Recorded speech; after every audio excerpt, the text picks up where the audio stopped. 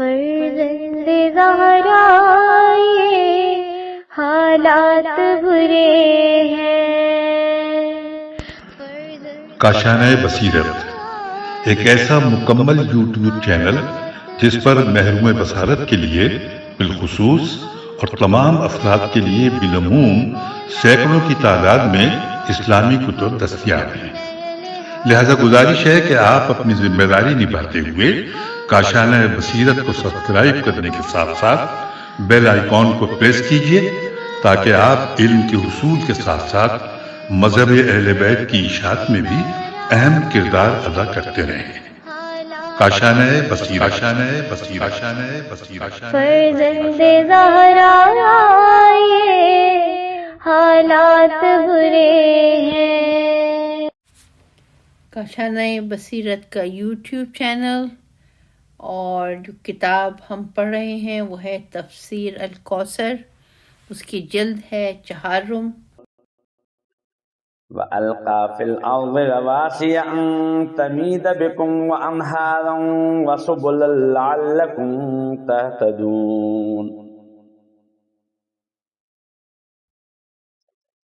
وَعَلَامَاتٍ وَبِالنَّجْمِ هُمْ يَهْتَدُونَ۔ اور اس نے زمین میں پہاڑوں کو گاڑ دیا تاکہ زمین تمہیں لے کر ڈگمگا نہ جائے، اور نہریں جاری کیں اور راستے بنائے تاکہ تم راہ پاتے رہو، اور علامتیں بھی بنائیں اور ستاروں سے بھی لوگ راستہ معلوم کر لیتے ہیں۔ تشریح کلمات: تمیدہ بریکٹ میں ہے میم چھوٹی یہ اور دال، اس کے بعد لکھا ہوا ہے المیدان، المیدان مضطرب ڈگمگانے اور ڈھلک جانے کے معنوں میں ہے۔ تفسیر آیات نمبر 1، وَأَلْقَى فِي الْأَرْضِ رَوَاسِيَ۔ قرآن مجید متعدد آیات میں اس نقطے کو بڑی وضاحت سے بیان کرتا ہے کہ پہاڑ کی تخلیق کا اہم فائدہ یہ ہے کہ اس سے زمین میں اضطرابی حالت ختم ہو جاتی ہے۔ ممکن ہے قرآن مجید کا اشارہ اس بات کی طرف ہو کہ زمین کے اندرونی طبقات میں موجود لاوا آتش فشانی کے ذریعے سطح زمین پر آتا ہے اور پہاڑ بن جاتا ہے۔ اگر یہ سلسلہ نہ ہوتا تو زیر زمین موجود لاوا اور آتشی مواد سے زمین ڈھلک جاتی اور ڈگمگانے لگتی۔ اس کے بعد لکھا ہوا ہے وَاتَّدَا بِالصُّخُورِ میدانہ ارضی ہے، تھر تھراتی ہوئی زمین پر پہاڑوں کی میخیں گاڑی۔ مزید وضاحت کے لیے سورہ انبیاء آیت نمبر 7 ملاحظہ ہو، اور جو میں نے ابھی آپ کے سامنے پڑھا تھا اس کا حوالہ ہے نہج البلاغہ خطبہ نمبر 1۔ نمبر 2، تفسیر آیات کے ذیل میں جو دوسرا پوائنٹ ہے وہ ہے وَأَنْهَارًا۔ پہاڑوں کا دوسرا اہم فائدہ پہاڑوں سے بہنے والے پانی سے متشکل ہونے والی نہریں ہیں جن سے نشیبی علاقے سیراب ہوتے ہیں۔ نمبر 3، وَسُبُلًا۔ پہاڑوں کے درمیان ندی نالوں کے بہنے سے بننے والے راستے جن کا مشاہدہ پہاڑی علاقوں میں زیادہ ہوتا ہے۔ نمبر 4، وَعَلَامَاتٍ۔ وَعَلَامَاتٍ، اس نے زمین کی ساخت اس طرح رکھی ہے کہ ہر علاقہ دوسرے علاقے سے ممتاز ہوتا ہے اور لوگ مختلف علاقوں کو اس کے نشانیوں سے پہچان لیتے ہیں۔ نمبر 5، وَبِالنَّجْمِ هُمْ يَهْتَدُونَ۔ جہاں اس قسم کی کوئی علامت نہ ہو اور پورا علاقہ یکساں ہو، جیسے صحرا اور سمندر ہیں، ان میں انسان قدیم سے آج تک اپنا راستہ ستاروں سے معلوم کر رہا ہے۔ شیعہ مصادر کے علاوہ شواہد التنزیل میں حسقانی نے حضرت امام محمد باقر علیہ السلام سے 2 روایات بیان کی ہیں۔ بالنجمی علی علیہ السلام ہے، دوسری روایت میں ہے بالنجمی محمد صلی اللہ علیہ وآلہ وسلم، اور علامات ان کے اوصیاء علیہ السلام ہیں۔ اہم نکات: پہاڑوں کو زمین کے استقرار اور شادابی میں بڑا دخل ہے۔ افمن يخلق كمن لا يخلق افلا تذكرون، کیا وہ جو پیدا کرتا ہے اس جیسا ہے جو پیدا نہیں کرتا؟ کیا تم غور نہیں کرتے؟ تفسیر آیات: ایک واضح حقیقت اور ایک نہایت سادہ سی بات جو ہر کوئی سمجھ سکتا ہے کہ جو خالق کرتا ہے وہ اس کی طرح تو نہیں ہو سکتے جو خلق نہیں کرتا۔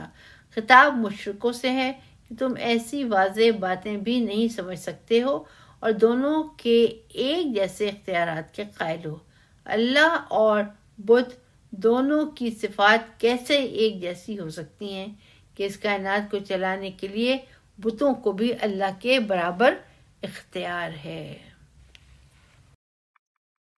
وَإِن تَعُدُّوا نِعْمَةَ اللَّهِ لَا تُحْصُوهَا إِنَّ اللَّهَ لَغَفُورٌ رَحِيمٌ۔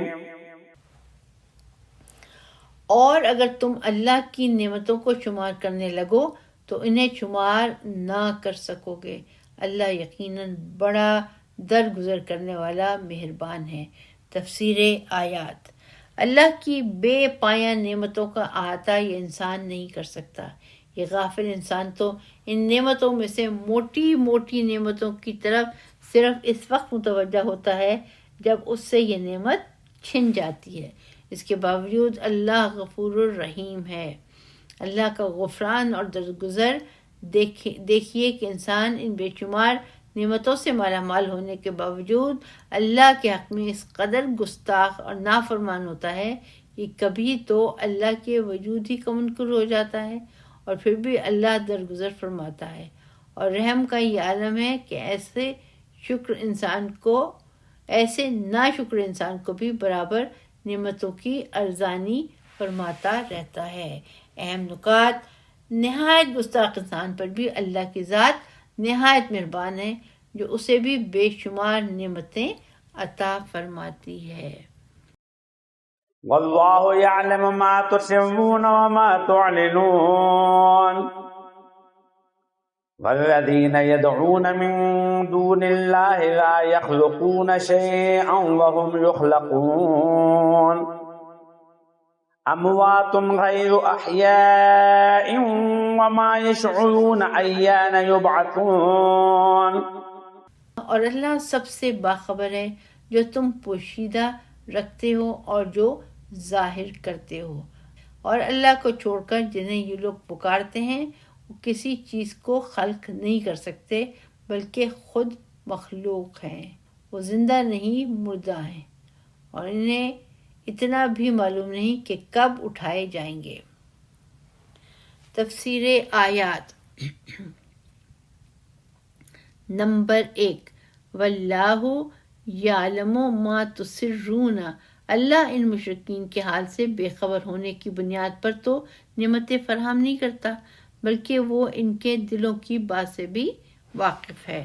نمبر 2، والذین یدعون من دون اللہ، نیز ربوبیت کے لائق تو صرف وہ ذات ہے جو خالق منعم ہے اور انسان کے اندرونی حالات کا علم و آگہی رکھتی ہے۔ نمبر 3، اموات غیر احیاء، جبکہ جن بتوں کی یہ لوگ پرستش کرتے ہیں نہ تو وہ خالق ہیں بلکہ وہ خود مخلوق ہیں، منعم ہیں، نہ انہیں انسان کے حالات سے آگاہی ہے، حتیٰ خود زندہ بھی نہیں اور حیات بھی نہیں رکھتے۔ نمبر 4، وما یشعرون، اور اس بات کا شعور بھی نہیں رکھتے کہ ان بتوں کی پوجا کرنے والے کب اٹھائے جائیں گے۔ اہم نکات: ربوبیت کے لیے خالق منعم اور عالم با اسرار ہونا ضروری ہے۔ الہکم الہ واحد فالذین لا یؤمنون بالآخرۃ قلوبهم منکرۃ وهم مستکبرون لا جرم ان اللہ یعلم ما یسرون وما یعلنون إنه لا يحب المستكبرين.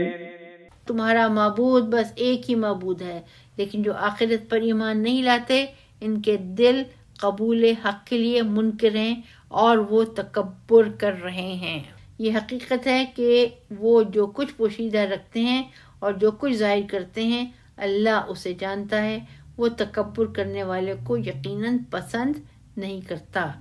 تفسیر آیات نمبر 1 فالذین لا یؤمنون بالآخرہ، اس کے بعد آخرت پر ایمان نہ لانے والوں کا ذکر آیا۔ قیامت کا انکار کی صورت میں کائنات کا وجود عبث ہو جاتا ہے، کیونکہ اگر کوئی جزا سزا نہیں ہے تو اس دنیا کا وجود بے مقصد ہے، حکمت سے خالی ہو جاتا ہے۔ اگر اس دنیا میں ہونے والی ناانصافیوں کے ازالے کے لیے کوئی عدالت نہ ہو اور خونخوار ظالم اور محروم مظلوم دونوں کا انجام ایک ہے تو یہ دنیا بیہودہ ہو کر رہ جاتی ہے۔ اس لیے ایسے منکرین کے بارے میں فرمایا قلوبہم منکرتن، ان کے دل قبول حق نہیں، حق کا منکر ہونے کے لیے سازگار ہیں۔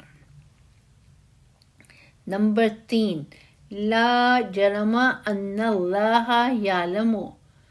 لا جرم، لا اور جرم دونوں ایک لفظ ہیں۔ بعض کہتے ہیں یہ کلمہ تحقیق ہے، لابد اور لا محالہ کی طرح۔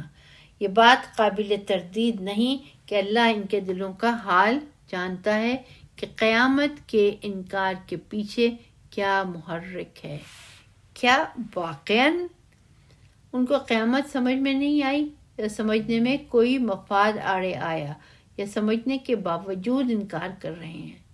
آخری جملے لا یحب المستکبرین سے اندازہ ہوتا ہے کہ اصل انکار کی وجہ تکبر ہے کہ ہم بنی ہاشم کے ایک یتیم کی بات مان لیں۔ اہم نکات، ایک نکتہ ہے آخرت کے انکار سے دل مردہ ہو جاتا ہے۔ وَإِذَا قِيلَ لَهُم مَّاذَا أَنزَلَ رَبُّكُمْ قَالُوا أَسَاطِيرُ الْأَوَّلِينَ لِيَحْمِلُوا أَوْزَارَهُمْ كَامِلَةً يَوْمَ الْقِيَامَةِ وَمِنْ أَوْزَارِ الَّذِينَ يُضِلُّونَهُمْ بِغَيْرِ عِلْمٍ أَلَا سَاءَ مَا يَزِرُونَ۔ جب ان سے کہا جاتا ہے تمہارے رب نے کیا نازل کیا ہے تو کہتے ہیں داستانہ پارینہ۔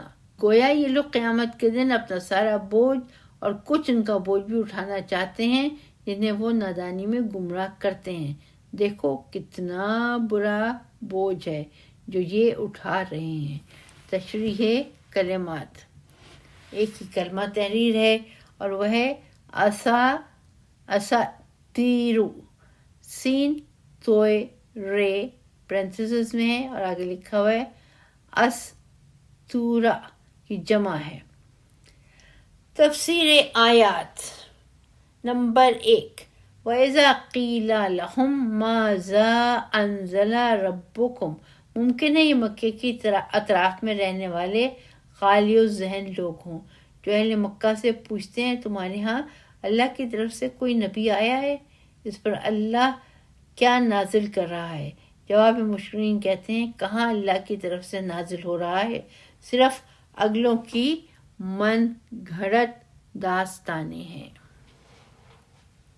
نمبر 2 لِيَحْمِلُوا أَوْزَارَهُمْ۔ اس طرح یہ لوگ اپنے گناہوں کے بوجھ کے علاوہ ان لوگوں کے گناہوں کا بوجھ بھی اٹھا رہے ہیں جنہیں یہ نادانی میں گمراہ کر رہے تھے۔ حدیث میں آیا ہے، اب یہ عربی میں اعراب نہیں ہے، میں ترجمہ پڑھتی ہوں، جو ایک برے کام کو رواج دے گا اس پر اس کا بوجھ اور اس پر عمل کرنے والوں کا بوجھ بھی ہوگا۔ گناہ کا بوجھ، حوالہ ہے بحر الانوار 204:71۔ نمبر 3 الا ساء ما یزرون۔ اپنے گناہوں کے علاوہ دوسروں کے گناہوں کا بوجھ بھی اٹھانے والے نہایت بدقسمت ہیں۔ قیامت کی ابدی زندگی میں وہ اس قدر عذاب کو مستحق ہوں گے جس قدر ان کے ذریعے لوگ گمراہ ہوئے۔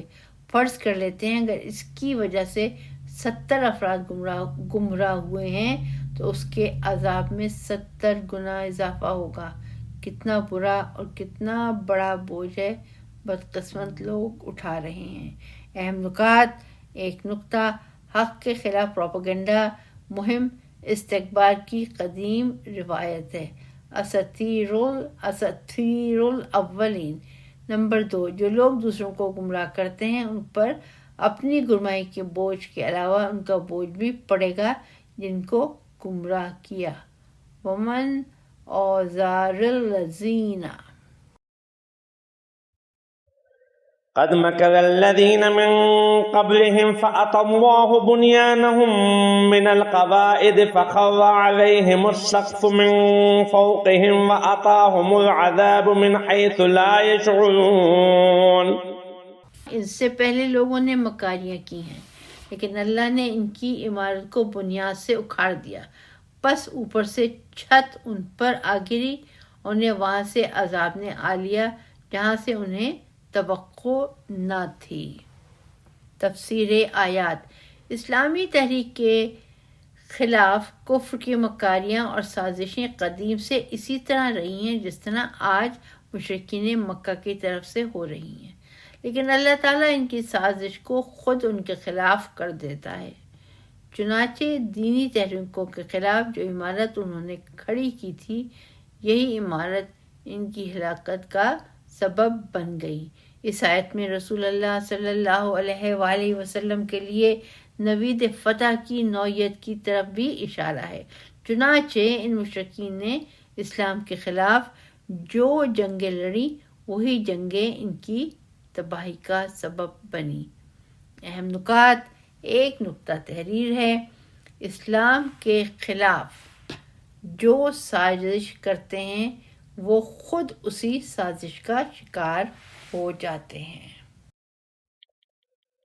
ثم يوم القيامة يخزيهم ويقول أين شركائي الذين كنتم تشاقون فيهم قال الذين أوتوا العلم إن الخزي اليوم والسوء على الكافرين.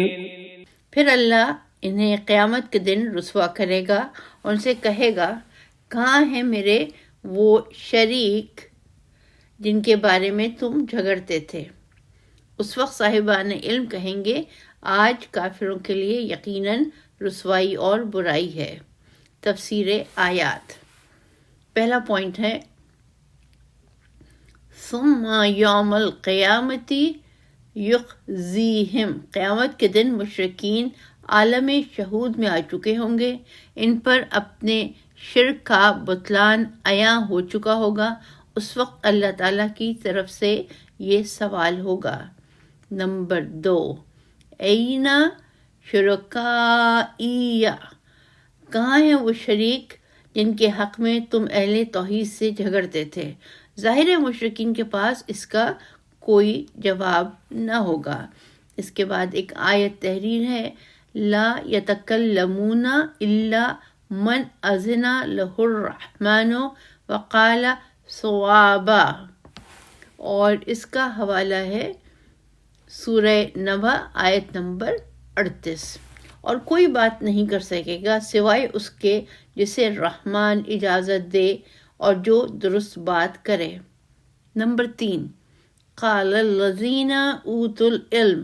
جب مشرکین کے پاس اس کا کوئی جواب نہ ہوگا تو اہل علم آگے آئیں گے اور ان مشرکین کے بارے میں جس طرح دنیا میں اعلان برات کیا تھا اسی طرح قیامت کے دن اعلان رسوائی کریں گے.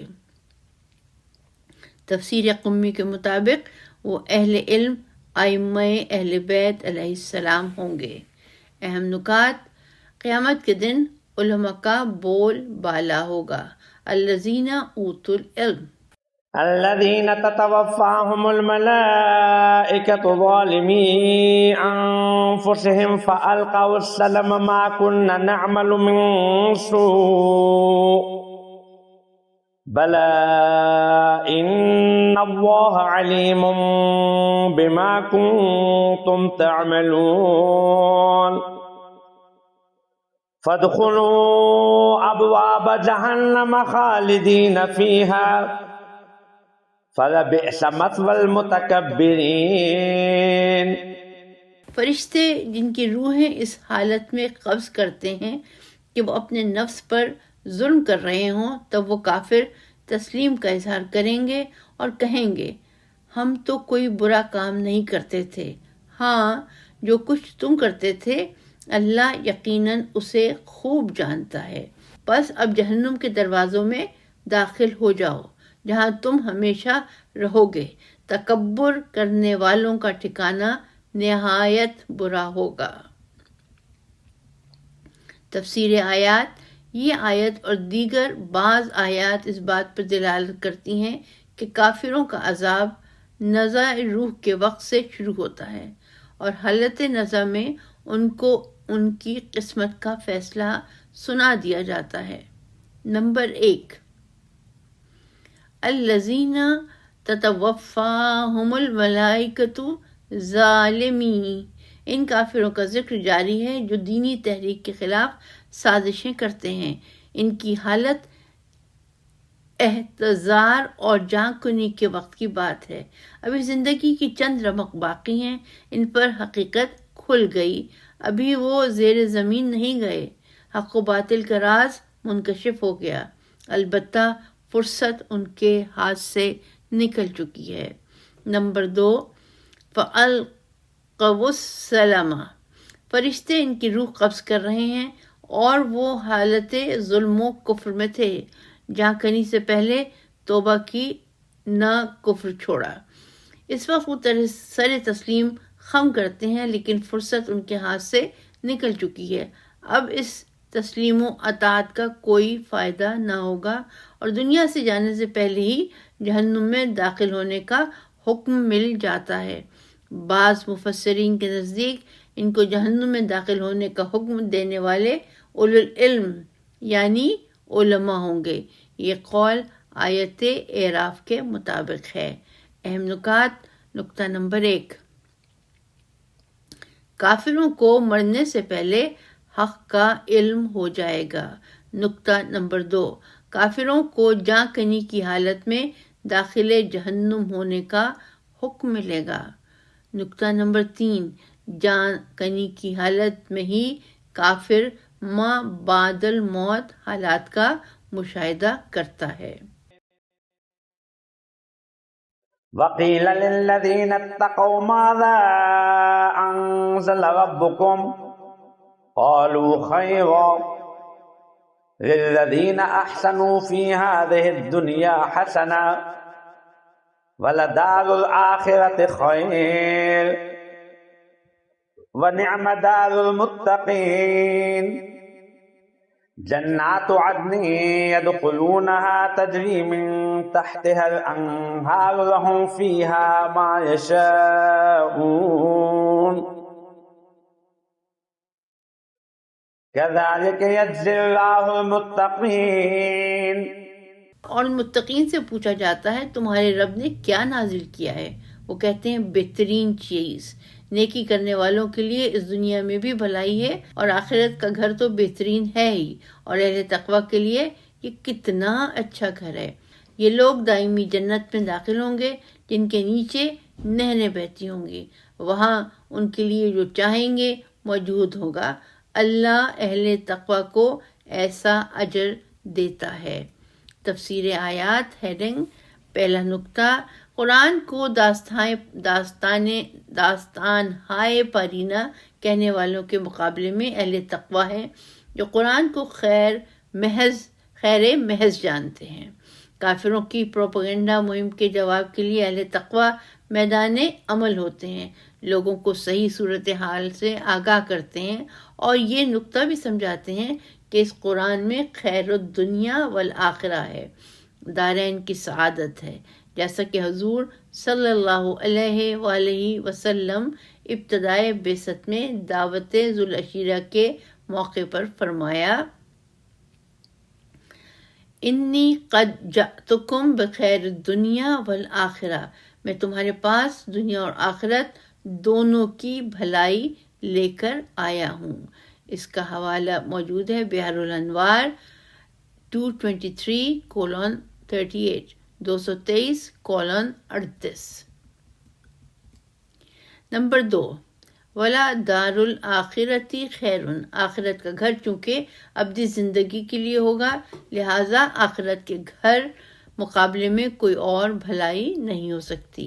نمبر 3، ولا نعم دار المتقین، چونکہ قبول اعمال کا دارالمدار تقوی پر ہے۔ اس کے بعد آیت لکھی ہوئی ہے انما یتقبل اللہ من المتقین، اس کا حوالہ ہے المائدہ آیت نمبر 27۔ لہذا معاف کیجیے گا، میں اس کا ترجمہ پڑھتی ہوں۔ اللہ تو صرف تقوی رکھنے والوں سے قبول کرتا ہے، لہذا متقین وہ لوگ ہوں گے جن کے اعمال قبول ہو گئے ہوں۔ حضرت علی علیہ السلام کا فرمان ہے لا یقل عمل ما التقوی وکیف یقل ما یتقبل، جو عمل تقوی کے ساتھ انجام دیا جائے وہ تھوڑا نہیں سمجھا جا سکتا، اور قبول ہونے والا عمل تھوڑا کیوں کر ہو سکتا ہے۔ اس کا حوالہ ہے نہج البلاغہ کلمات قصار 95 تفسیر آیات کی ہیڈنگ کے نیچے تیسرا جو نقطہ تحریر ہے وہ ہے لہم فیہا ما یشاؤون، انہیں جنت میں نعمتوں کی وصولی دنیا کی طرح علل و اسباب کے ذریعے نہیں ہوگی، اس کے لیے کوئی محنت کرنی نہیں پڑے گی، بلکہ اہل جنت کا ارادہ نافذ ہوگا۔ ما یشاؤون، چاہنے کی دیر ہے کہ نعمت آمادہ ہوگی۔ اہم نکات، اس دنیا کی خوشحالی میں دینی مقاصد بھی شامل ہیں، فی ہذہ الدنیا حسنہ۔ نمبر 2، نیکی سعادت دارین کا ذریعہ ہے، للذین احسنوا الذين تتوفاهم الملائكة طيبين يقولون سلام عليكم ادخلوا الجنة بما كنتم تعملون، جن کی روحیں فرشتے پاکیزہ حالت میں قبض کرتے ہیں اور انہیں کہتے ہیں تم پر سلام ہو، اپنے نیک اعمال کی جزا میں جنت میں داخل ہو جاؤ۔ تفسیر آیات نمبر 1، تتوفاہم الملائکۃ طیبین، وہ تقوی والا جو شرک و ظلم کی خباثت سے پاک ہے، ان کی روح قبض کرنے والے فرشتے ان پر سلام کریں گے۔ نمبر 2، یقولون سلام علیکم، روح قبض کرنے والے فرشتے کی طرف سے سلام کا مطلب ہر قسم کے رنج و غم اور درد و الم سے سلامتی کی نوید ہے۔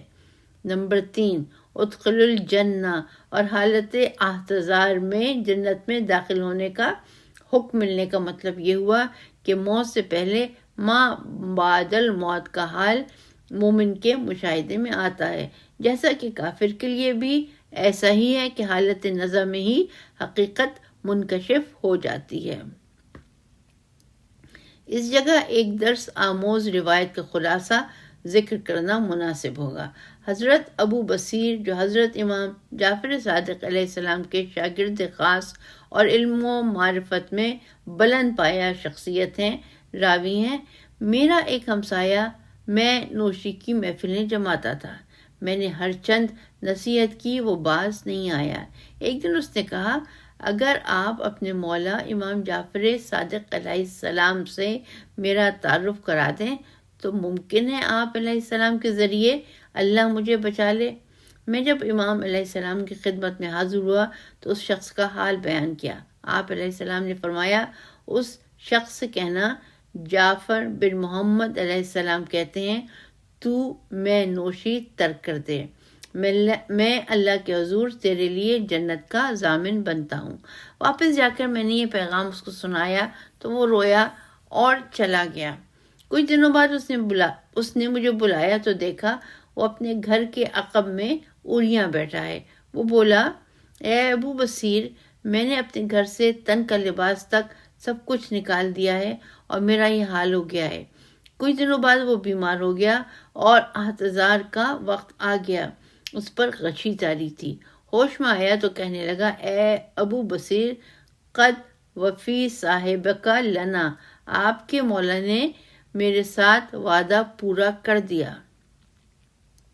پھر اس کی روح پرواز کر گئی۔ چنانچہ حج کے موقع پر جب میں نے امام علیہ السلام کے گھر میں داخل ہونے کی اجازت مانگی تو مجھے دیکھتے ہی مولا علیہ السلام نے فرمایا، قد وفینا صاحب کا، ہم نے تمہارے ساتھی کے ساتھ اپنا وعدہ پورا کر دیا۔ اس کا حوالہ ہے الکافی 474.1۔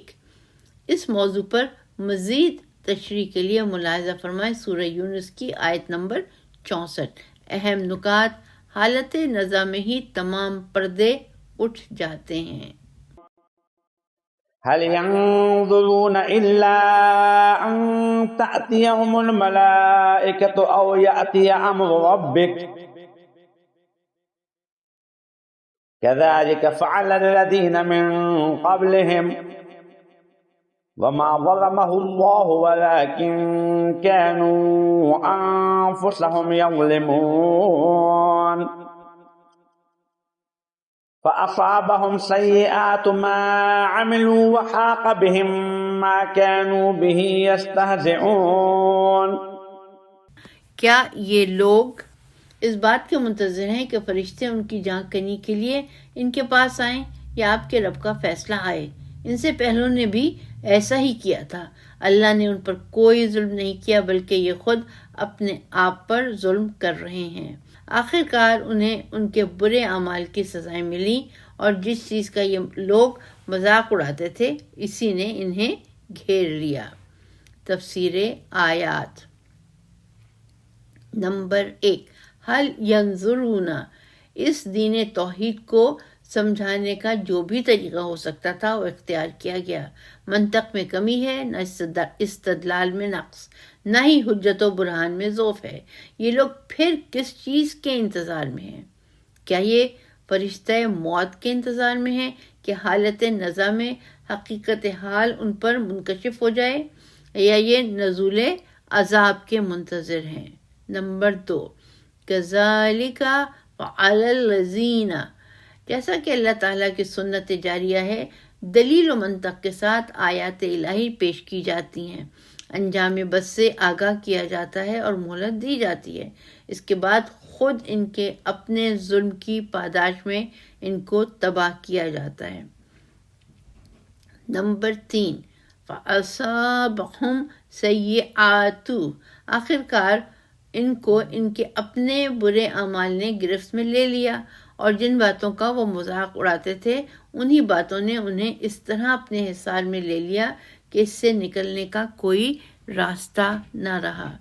اہم نکات: کافر لوگ جس چیز کا مذاق اڑاتے تھے وہ خود اسی کا شکار ہو گئے۔ وقال الذين أشركوا لو شاء الله ما عبدنا من دونه من شيء نحن ولا آباؤنا ولا حرمنا من دونه من شيء كذلك فعل الذين من قبلهم فهل على الرسل إلا البلاغ المبين۔ اور مشرکین کہتے ہیں اگر اللہ چاہتا تو ہم اور ہمارے باپ دادا اس کے علاوہ کسی اور چیز کی پرستش نہ کرتے اور نہ اس کے حکم کے بغیر کسی چیز کو حرام قرار دیتے۔ ان سے پہلے کے لوگوں نے بھی ایسا ہی کیا تھا، تو کیا رسولوں پر واضح انداز میں تبلیغ کے سوا کوئی اور ذمہ داری ہے؟ تفسیر آیات نمبر 1۔ وقال الذین اشرکوا، مشرکین اپنے شرک کے جواز کے لیے یہ دلیل پیش کرتے تھے کہ اگر اللہ کی مشیت ہی ہوتی کہ ہم اللہ کے سوا کسی کی پوجا نہ کریں تو غیر اللہ کی پوجا کرنا ہمارے لیے ممکن ہی نہ ہوتا۔ واضح رہے اللہ تعالیٰ کے دو ارادے ہیں، ارادہ تخلیق اور ارادہ تشریع۔ عالم میں خلق و ایجاد میں صرف اللہ کا ارادہ نافذ ہے۔ انما امرہ اذا اراد شیئا ان یقول لہ کن فیکون۔ حوالہ ہے سورہ یاسین آیت نمبر 82۔ جب وہ کسی چیز کا ارادہ کر لیتے ہیں تو بس اس کا امر یہ ہوتا ہے کہ اسے یہ کہے ہو جا، بس وہ ہو جاتی ہے۔ ارادہ تخلیق میں اللہ کے ارادے کے علاوہ کسی اور کا ارادہ نہیں چلتا۔ ارادہ تشریع میں ایسا نہیں ہے کہ اللہ جو حکم دے اس پر ساری دنیا عمل کرے۔ ارادہ تشریع میں جب اللہ فرماتا ہے وَأَقِیمُوا الصَّلَاةَ تو کوئی نماز پڑھتا ہے اور کوئی نہیں پڑھتا۔ یہ اس لیے کہ انسان کو اللہ نے اختیار و انتخاب کے آزادی دی ہے، کیونکہ آزادی کے بغیر آزمائش، مکلف اور سزا و جزا کا قانون بنانا ممکن نہیں ہے۔ اس جگہ ایک علمی المیہ یہ ہوا کہ ایک اسلامی مکتب نے ارادہ تکوینی اور تشریعی میں امتیاز نہیں کیا، نظریہ جبر قائم کیا اور کہا نماز پڑھنا بھی اللہ کی طرف سے ہے اور نہ پڑھنا بھی اللہ کی طرف سے ہے، اور کہتے ہیں اللہ کی مملکت میں صرف اللہ کا ارادہ نافذ ہے، غیر خدا کا ارادہ نافذ نہیں ہے۔ ارادہ تکوینی کی بات ارادہ تشریع میں بھی لاتے ہیں۔ مشرکین بھی عیناً نظریہ جبر سے اپنے شرک کے جواز پر استدلال کرتے ہیں اور انسان کو مجبور تصور کرتے ہیں، جبکہ اپنے ارادے اور انتخاب میں آزادی انسان کی انسانیت کی بنیادی اینٹ ہے، جس کے بغیر انسان نہیں رہتے، کوئی اور مخلوق جیسے گدھے اور جمادات و نباتات کی طرح ہو جاتے ہیں۔ مزید تشریح کے لیے ملاحظہ ہو سورہ انعام آیت نمبر 148۔ نقطہ نمبر 2، وَهَلْ عَلَى الرُّسُلِ إِلَّا الْبَلَاغُ الْمُبِينُ۔ مشرکین کے نظریہ جبر کے جواب میں فرمایا رسولوں کے ذریعے اللہ اپنا ارادہ صرف پہنچانے کا حکم دیتا ہے، اس پر عمل کرنا نہ کرنا خود مکلف سے مربوط ہے، رسول سے مربوط نہیں ہے کہ وہ ان پر طاقت اور جبر استعمال کرے اور ہر صورت میں ایمان لے آئیں۔ اہم نکات: نمبر 1، انسان کو عقیدہ اور عمل میں خود مختار چھوڑا ہے۔ نمبر 2، بندوں کے عقیدے و عمل میں مشیت تشریعی نافذ ہے، تکوینی نہیں۔ تو یہاں پہ انشاءاللہ تعالی ہم اختتام کریں گے آج کی نشست کا۔ اس وقت تک کے لیے اجازت۔ پروردگار عالم آپ سب کو اپنی حفظ و امان میں رکھے۔ اللہ حافظ و ناصر۔